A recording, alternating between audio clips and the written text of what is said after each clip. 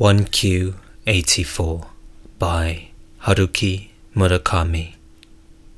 Book 3, Chapter 7. Ushikawa. I'm heading your way. For a while, Ushikawa had to give up collecting more information on the elderly dowager in Azabu. The security around her was just too tight, and he knew he would come smack up against a high wall whatever direction he went in. He wanted to find out more about the safe house, but it was too risky hanging out in the neighborhood any longer. There were security cameras, and given his looks, Ushikawa was too conspicuous. Once the other party was on its guard, things could get a bit sticky. So he decided to stay away from the Willow House and try a different approach. The only different approach he could come up with, though, was to reinvestigate Aomame. He had already asked a PI firm he had worked with to collect more information on her, and he did some of the legwork himself, questioning people involved with her. Nothing suspicious or opaque surfaced. Ushikawa frowned, sighing deeply. I must have overlooked something, he thought. Something critical. Ushikawa took out an address book from a drawer of his desk and dialed a number. Whenever he needed information that could only be obtained illegally, this was the number he called. The man on the other end lived in a much darker world than Ushikawa. As long as you paid, he could dig up almost any information you needed. The more tightly guarded the information, the higher the fee. Ushikawa was after two pieces of information. One was personal background on Aomame's parents, who were still devout members of the Witnesses. Ushikawa was positive that the Witnesses had a central database with information on all their members. They had numerous followers throughout Japan, with much coming and going between the headquarters and the regional branches. Without a central database, the system wouldn't run smoothly. Their headquarters was located in the suburbs of Odawara. They owned a magnificent building on a generous plot of land, and had their own factory to print pamphlets and an auditorium and guest facilities for followers from all over the country. All their information was sourced from this location, and you could be sure it was under strict control. The second piece of information was Aomame's employment record at the sports club. Ushikawa wanted to know the details of her job there and the names of her personal clients. This kind of information wouldn't be as closely guarded. Not that you could waltz in, say, I wonder if you would mind showing me Miss Aomame's file, please, and have them gladly hand it over. Ushikawa left his name and phone number on the machine. 30 minutes later, he got a call back. Mr. Ushikawa, a hoarse voice said. Ushikawa related the particulars of what he was looking for. He had never actually met the man. They always did business by phone, with materials sent over by special delivery. The man's voice was a bit husky, and he occasionally cleared his throat. He might have had something wrong with it. There was always a perfect silence on the other end of the line, as if he were phoning from a soundproof room. All Ushikawa could hear was the man's voice, and the grating sound of his breath. Beyond that, nothing. The sounds he heard were all a bit exaggerated. What a creepy guy, Ushikawa thought each time. The world is sure full of creepy guys, he mused, knowing full well that, objectively speaking, This category would include himself. He had secretly nicknamed the man Bat. In both cases then, you're after information concerning the name Aomame, right? Bat said huskily and cleared his throat. Correct. It's an unusual name. You want every bit of information I can get. As long as it involves the name Aomame, I want it all. If possible, I would also like a photo of her, with a clear shot of her face. The gym should be easy. They aren't expecting anyone to steal their information. The witnesses, though, are a different story. They're a huge organization with a lot of money and tight security. Religious organizations are some of the hardest groups to crack. They keep things tight to protect their members' personal security, and there are always tax issues involved. Do you think you can do it? There are ways to pry open the door. What is more difficult is making sure you close it afterward. If you don't do that, you'll have a homing missile chasing you. You make it sound like a war. That's exactly what it is. Some pretty scary things might pop out, the man rasped. Ushikawa could tell from his tone of voice that this battle was something he enjoyed. So, you'll take it on for me? The man lightly cleared his throat. All right, but it'll cost you. How much are we talking about, roughly? The man gave him an estimate. Ushikawa had to swallow before he accepted. He had put aside enough of his own funds to cover it, and if the man came through, he could get reimbursed later on.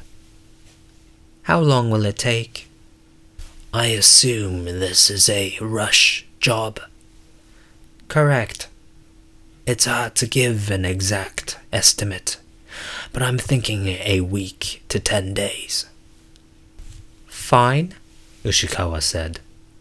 He would have to let Bat determine the pace. When I've gathered the material, I'll call you. I'll definitely get in touch before 10 days are up. Unless a missile catches up with you, Ushikawa said. Exactly, Bat said, totally blasé. After he hung up, Ushikawa hunched over his desk, turning things over in his mind. He had no idea how Bat would gather the information via some back door. Even if he asked, he knew he wouldn't get an answer. The only thing for sure was that his methods weren't legal. He would start by trying to bribe somebody inside. If necessary, he might try trespassing. If computers were involved, things might get complicated. There were only a few government offices and companies that managed information by computer. It cost too much and took too much effort. But a religious organization of national scale would have the resources to computerize. Ushikawa himself knew next to nothing about computers. He did understand, however, that computers were becoming an indispensable tool for gathering information. Earlier ways of finding information, going to the National Diet Library, sitting at a desk with piles of bound, small-sized editions of old newspapers or almanacs, might soon become a thing of the past. The world might be reduced to a battlefield, the smell of blood everywhere, where computer managers and hackers fought it out. No, the smell of blood isn't accurate, Ushikawa decided. It was a war, so there was bound to be some bloodshed. But there wouldn't be any smell. What a weird world Ushikawa preferred a world where smells and pain still existed, even if the smells and pain were unendurable. Still, people like Ushikawa might become out-of-date relics. But Ushikawa wasn't pessimistic. He had an innate sense of intuition, and his unique olfactory organ let him sniff out and distinguish all sorts of odors. He could physically feel in his skin how things were trending. Computers couldn't do this. This was a kind of ability that couldn't be quantified or systematized. Skillfully accessing a heavily guarded computer and extracting information was the job of a hacker. But deciding which information to extract and sifting through massive amounts of information to find what is useful was something only a flesh and blood person could do. Maybe I am just an ugly, middle-aged, outdated man, Ushikawa thought. Nope. No maybes about it. I am, without a doubt, one ugly, middle-aged, outdated man. But I do have a couple of talents nobody else has. And as long as I have these talents, no matter what sort of weird world I find myself in, I'll survive. I'm going to get you, Miss Aomame. You're quite clever, to be sure. Skilled and cautious. But I'm going to chase after you until I catch you. So wait for me. I'm heading your way. Can you hear my footsteps? I don't believe you can. I'm like a tortoise, hardly making a sound, but step by step I am getting closer. Ushikawa felt something else pressing on him from behind. Time. Pursuing Aomame meant simultaneously shaking off time, which was in pursuit of him. He had to track her down quickly, clarify who was backing her, and present it all nice and neat on a plate to the people from Sakigake. He had been given a limited amount of time. It would be too late to find out everything, say 3 months from now. Up until recently, he had been a very valuable person to them, capable and accommodating, well-versed in legal matters, a man they could count on to keep his mouth shut, someone who could work off the grid. But in the end, he was simply a hired jack of all trades. He wasn't one of them, a member of their family. He was a man without a speck of religious devotion. If he became a danger to the religion, they might eliminate him with no qualms whatever. While he waited for Bat to return his call, Ushikawa went to the library to look into the history and activities of the witnesses. He took notes and made copies of relevant documents. He liked doing research at a library. He liked the feeling of accumulating knowledge in his brain. It was something he had enjoyed ever since he was a child. Once he had finished at the library, he went to Aomame's apartment in Jiugaoka to make sure once more that it was unoccupied. The mailbox still had a name on it, but no one seemed to be living there.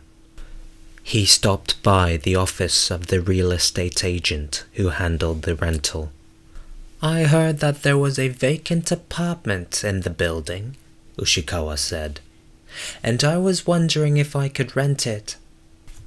"It is vacant, yes," the agent told him, "but no one can move in until the beginning of February. The rental contract with the present occupant doesn't expire until the end of next January. They're going to be paying the monthly rent the same as always until then. They have moved everything out, and the electricity and water have been shut off, but the lease remains intact. So until the end of January, They're paying rent for an empty apartment. Correct, the real estate agent said. They said they will pay the entire amount owed to the lease, so they would like to keep the apartment as it is. As long as they pay the rent, we can't object. It's a strange thing, wasting money to pay for an empty apartment.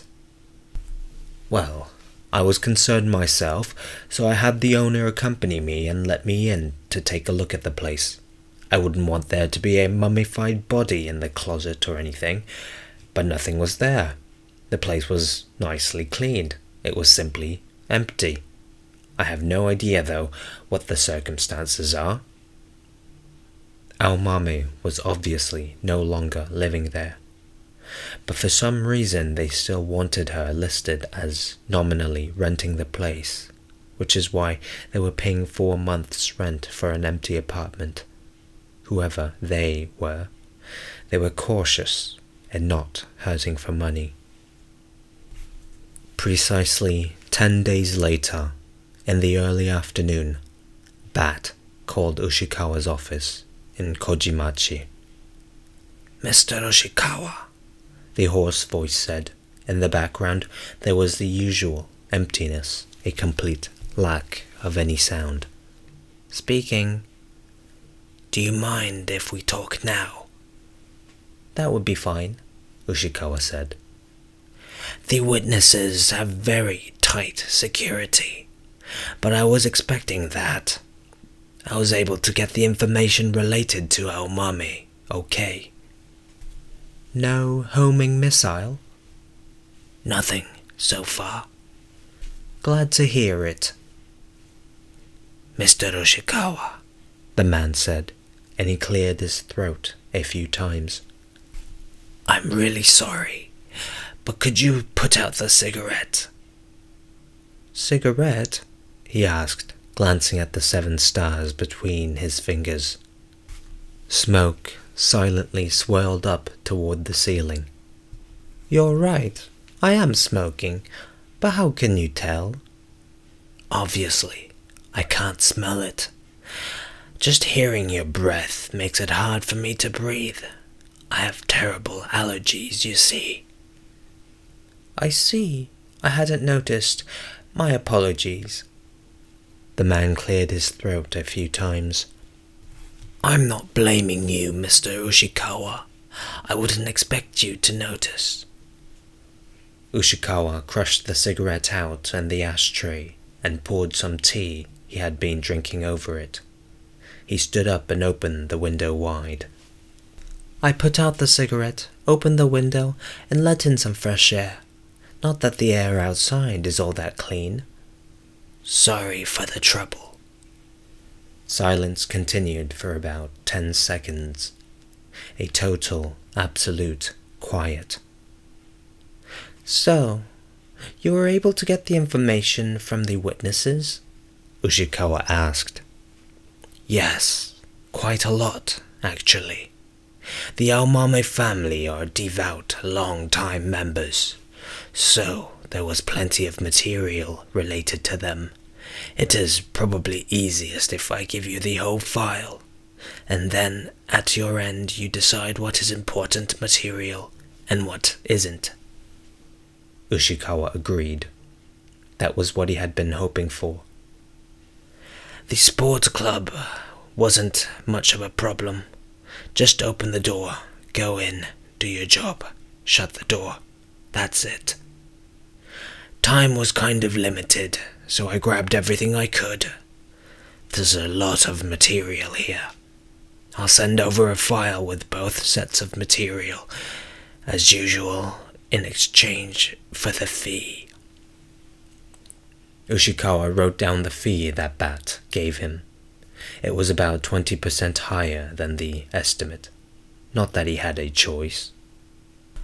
"I don't want to use the mail this time, so a messenger will bring it over to your place tomorrow.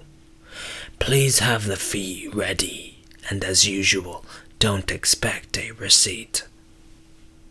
"All right," Ushikawa replied. "I mentioned this before, but I will repeat it just to make sure. I was able to get all the available information on the topic you asked me to look into. So even if you aren't satisfied with it, I take no responsibility. I did everything that was technically possible. Compensation was for the time and effort involved, not for the results. So please, don't ask me to give your money back if you don't find the information you're looking for. I would like you to acknowledge this point. I do, Ushikawa replied. Another thing is that I wasn't able to obtain a photograph of Miss Aomame, no matter how much I tried, Bat said. All photos of her have been carefully removed. Understood. That's okay, Ushikawa said. Her face may be different by now, Bat commented. Maybe so, Ushikawa said. Bat cleared his throat several times. Well, that's it, he said, and hung up. Ushikawa put the phone back in its cradle, sighed, and placed a new cigarette between his lips. He lit it with his lighter and slowly exhaled smoke in the direction of the phone. The next afternoon, a young woman visited his office. She was probably not yet 20. She had on a short white dress that revealed the curves of her body, matching white high heels and pearl earrings. Her earlobes were large for her small face. She was barely 5 feet tall. She wore her hair long and straight, and her eyes were big and bright. She looked like a fairy in training. The woman looked straight at Ushikawa and smiled a cheerful, intimate smile, as if she were viewing something precious she would never forget. Neatly aligned white teeth peeked out happily from between her tiny lips. Perhaps it was just her business smile. Very few people did not flinch when they came face to face with Ushikawa for the first time. I have brought the materials that you have requested, the woman said, and extracted 2 large, thick manila envelopes from the cloth bag hanging from her shoulders. As if she were a shamaness transporting an ancient stone lithograph, she held up the envelopes in front of her, then carefully placed them on Ushikawa's desk. From a drawer, Ushikawa took out the envelope he had ready and passed it over to her. She opened the envelope, extracted the sheaf of 10,000 yen bills, and counted them as she stood there. She was very adept at counting, her beautiful, slim fingers moving swiftly. She finished counting, returned the bills to the envelope, and put the envelope in her cloth bag. She showed Ushikawa an even bigger, warmer smile than before, as if nothing could have made her happier than to meet him. Ushikawa tried to imagine what connection this woman could have with Bat. Passing along the material, receiving payment, that was perhaps the only role she played. After the small woman had left, Ushikawa stared at the door for the longest time. She had shut the door behind her, but there was still a strong sense of her in the room. Maybe in exchange for leaving a trace of her behind, she had taken away a part of Ushikawa's soul. He could feel that new void within his chest. Why did this happen? He wondered, finding it odd. And what could it possibly mean? After about 10 minutes, he finally took the materials out of the envelopes, which had been sealed with several layers of adhesive tape. The inside was stuffed with a jumble of printouts, photocopies, and original documents.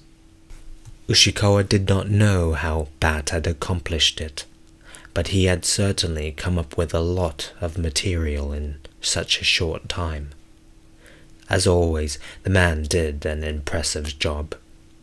Still, faced with that bundle of documents, Ushikawa was hit with a deep sense of impotence.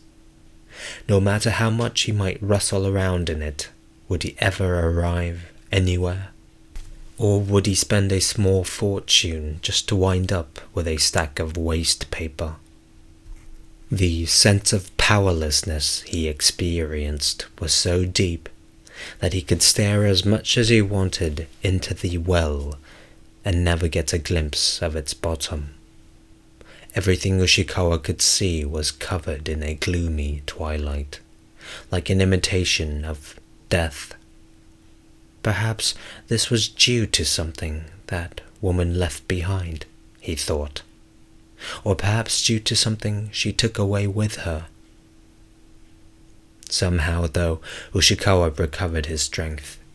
He patiently went through the stack of materials until evening, copying the information he felt was important into a notebook, organizing it under different categories. By concentrating on this, he was able to dispel the mysterious listlessness that had grabbed hold of him, and by the time it grew dark and he switched on his desk lamp, Ushikawa was thinking that the information had been worth every yen he had paid for it. He began by reading through the material from the sports club. Aomame was a highly skilled trainer, popular with the members. Along with teaching general classes, she was also a personal trainer. Looking through the copies of the daily schedule, he could figure out when, where, and how she trained these private clients. Sometimes she trained them individually at the club. Sometimes she went to their homes. Among the names of her clients was a well-known entertainer and a politician. The dowager of the Willow House, Shizue Ogata, was her oldest client. Her connection with Shizue Ogata began not long after Aomame started working at the club 4 years earlier, and continued until just before she disappeared. That was exactly the same period during which the 2-story apartment building at the Willow House became a safe house for victims of domestic violence. Maybe it was a coincidence, but maybe not. At any rate, according to the records, their relationship appeared to have deepened over time. Perhaps a personal bond had grown between Aomame and the old dowager. Ushikawa's intuition sensed this. At first it started out as the relationship between a sports club instructor and a client, but at a certain point the nature of this relationship changed. As Ushikawa went through the business-like descriptions in chronological order, he tried to pinpoint that moment. Something happened that transformed their relationship beyond that of mere instructor and client. They formed a close personal relationship that transcended the difference in age and status. This may even have led to some secret emotional understanding between the two. A secret understanding that eventually led Aomame down the path to murder Lida at the Hotel Okura. Ushikawa's sense of smell told him so. But what was that path? And what secret understanding did they have? That was as far as Ushikawa's conjectures could take him. Most likely, domestic violence was one factor in it. At first glance, this seemed to be a critical theme for the older woman. According to the records, the first time Shizue Ogata came in contact with Aomame was at a self-defense class. It wasn't very common for a woman in her 70s to take a self-defense class. Something connected with violence must have brought the old lady and Aomame together. Or maybe Aomame herself had been the victim of domestic violence, and Lida had committed domestic violence. Perhaps they found out about this and decided to punish him. But these were all simply hypotheses, and these hypotheses didn't square with the image Ushikawa had of Lida. Certainly, people, no matter who they are, have something hidden deep down inside, and Lida was a deeper person than most. He was, after all, the driving force behind a major religious organization. Wise and intelligent, he also had depths no one else could access. But say he really had committed domestic violence. Would these acts have been so significant to these women that when they learned of them, they planned out a meticulous assassination, one of them giving up her identity, the other risking her social standing? One thing was for sure: the murder of Lida was not carried out on a whim.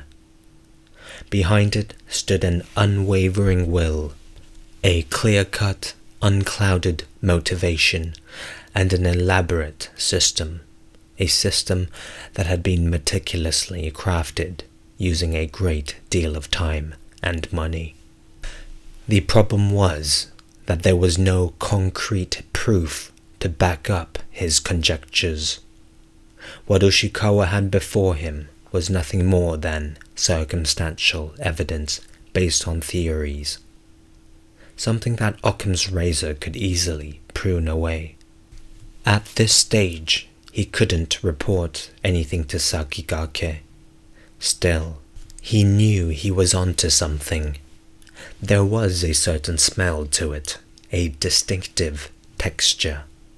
All the elements pointed in a single direction. Something to do with domestic violence made the dowager direct Aomame to kill Lida and then hide her away. Indirectly, all the information Bat had provided him supported this conclusion. Plowing through the materials dealing with the witnesses took a long time. There was an enormous number of documents, most of them useless to Ushikawa. The majority of the materials were reports on what Aomame's family had contributed to the activities of the witnesses. As far as these documents were concerned, Aomame's family were earnest, devout followers. They had spent the better part of their lives propagating the religion's message. Her parents presently resided in Ichikawa in Chiba Prefecture. In 35 years they had moved twice, both times within Ichikawa. Her father, Takayuki Aomame, 58, worked in an engineering firm, while her mother, Yasuko, 56, wasn't employed. The couple's eldest son, Keiichi Aomame, 34, had worked in a small printing company in Tokyo after graduating from a prefectural high school in Ichikawa. But after 3 years, he quit the company and began working at the witnesses' headquarters in Odawara. There he worked in printing, making pamphlets for the religion, and was now a supervisor. 5 years earlier, he had married a woman who was also a member of the witnesses. They had 2 children and rented an apartment in Odawara. The record for the eldest daughter, Masami Aomame, ended when she was 11. That was when she abandoned the faith. And the witnesses seemed to have no interest at all in anyone who had left the faith. To the witnesses, it was the same as if Masami Aomame had died at age 11. After this, there wasn't a single detail about what sort of life she led, not even whether or not she was alive.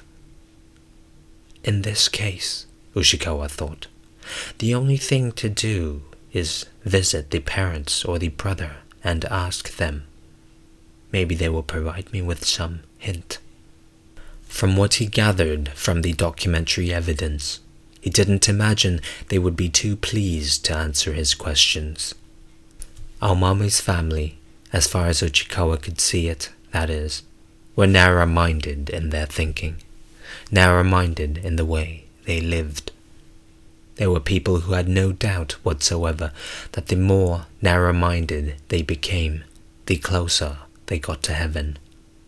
To them, anyone who abandoned the faith, even a relative, was traveling down a wicked, defiled path. Who knows, maybe they didn't even think of them as relatives anymore. Had Aomame been the victim of domestic violence as a girl? Maybe she had, maybe she hadn't. Even if she had, her parents most likely would not have seen this as abuse. Ushikawa knew very well how strict members of the witnesses were with their children. In many cases, this included corporal punishment. But would a childhood experience like that form such a deep wound that it would lead a person, after she grew up, to commit murder? This wasn't out of the realm of possibility, but Ushikawa thought it was pushing the limits of conjecture to an extreme. Carrying out a premeditated murder on one's own wasn't easy. It was dangerous to begin with, and the emotional toll was enormous. If you got caught, the punishment was stiff. There had to be a stronger motivation behind it. Ushikawa picked up the sheaf of documents and carefully reread the details about Masami Aomame's background up to age 11. Almost as soon as she could walk, she began accompanying her mother to proselytize. They went from door to door, handing out pamphlets, telling people about the judgment to come at the end of the world, and urging them to join the faith. Joining meant you could survive the end of the world. After that, the heavenly kingdom would appear. A church member had knocked on Ushikawa's door any number of times. Usually it was a middle-aged woman wearing a hat or holding a parasol. Most wore glasses and stared fixedly at him with eyes with those of a clever fish. Often she had a child along. Ushikawa pictured little Aomame trundling around from door to door with her mother. Aomame didn't attend kindergarten, but went into a local neighborhood municipal public elementary school in Ichikawa. And when she was in 5th grade, she withdrew from the witnesses. It was unclear why she left. The witnesses didn't record each and every reason a member renounced their faith. Whoever fell into the clutches of the devil could very well stay there. Talking about paradise and the path to get there kept members busy enough. The righteous had their own work to do, and the devil his, a spiritual division of labor. In Ushikawa's brain, someone was knocking on a cheaply made plywood partition. "Mr. Ushikawa! Mr. Ushikawa!" the voice was yelling. Ushikawa closed his eyes and listened carefully. The voice was faint but persistent. "I must have overlooked something," he thought. "A critical fact must be written here, somewhere in these documents, but I can't see it.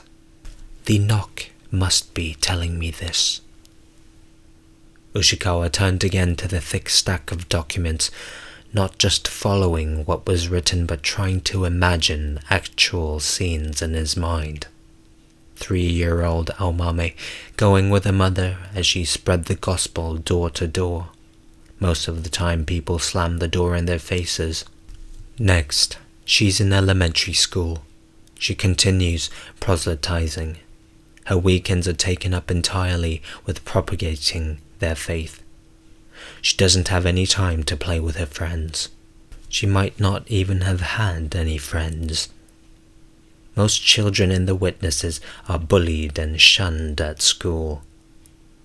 Ushikawa had read a book on the witnesses and was well aware of this. And at age 11, she left the religion. That must have taken a great deal of determination. Aomame had been raised in the faith, had had it drummed into her since she was born. The faith had seeped into every fibre of her being, so she couldn't easily slough it off, like changing clothes. That would mean she was isolated within the home. They wouldn't easily accept a daughter who had renounced the faith. For Aomame, abandoning the faith was the same as abandoning her family. When Aomame was 11, what in the world had happened to her? What could have made her come to that decision? The Ichikawa Municipal Elementary School. Ushikawa tried saying the name aloud. Something had happened there. Something had most definitely happened. He inhaled sharply. I've heard the name of that school before, he realized. But where? Ushikawa had no ties to Chiba Prefecture. He had been born in Urawa, a city in Saitama, and ever since he came to Tokyo to go to college, except for the time he lived in Chuorinkan in Kanagawa Prefecture, he had lived entirely within the 23 wards of Tokyo. He had barely set foot in Chiba Prefecture. Only once, as he recalled, when he went to the beach at Futsu. So why did the name of an elementary school in Ichikawa ring a bell? It took him a while to remember. He rubbed his misshapen head as he concentrated. He fumbled through the dark recesses of memory, as if sticking his hand deep down into mud. It wasn't so long ago that he first heard that name. Very recently, in fact. Chiba Prefecture, Ichikawa Municipal Elementary School. Finally, he grabbed onto one end of a thin rope. Tengo Kawana. That's it. Tengo Kawana was from Ichikawa. And I think he attended a municipal public elementary school in town too.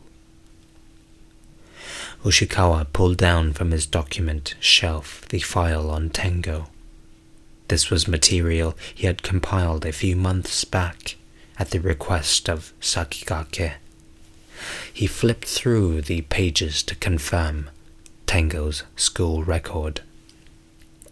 His plump finger came to rest on Tengo's name. It was just as he had thought. Masami Aomame had attended the same elementary school as Tengo Kawana. Based on their birth dates, they were probably in the same year in school. Whether they were in the same class or not would require further investigation, but there was a high probability they knew each other. Ushikawa put a 7-star cigarette in his mouth and lit up with his lighter. He had the distinct feeling that things were starting to fall into place. He was connecting the dots, and though he was unsure of what sort of picture would emerge, before long he should be able to see the outlines. Miss Aomame, can you hear my footsteps? Probably not, since I'm walking as quietly as I can, but step by step I'm getting closer. I'm a dull, silly tortoise, but I'm definitely making progress. Pretty soon I'll catch sight of the rabbit's back.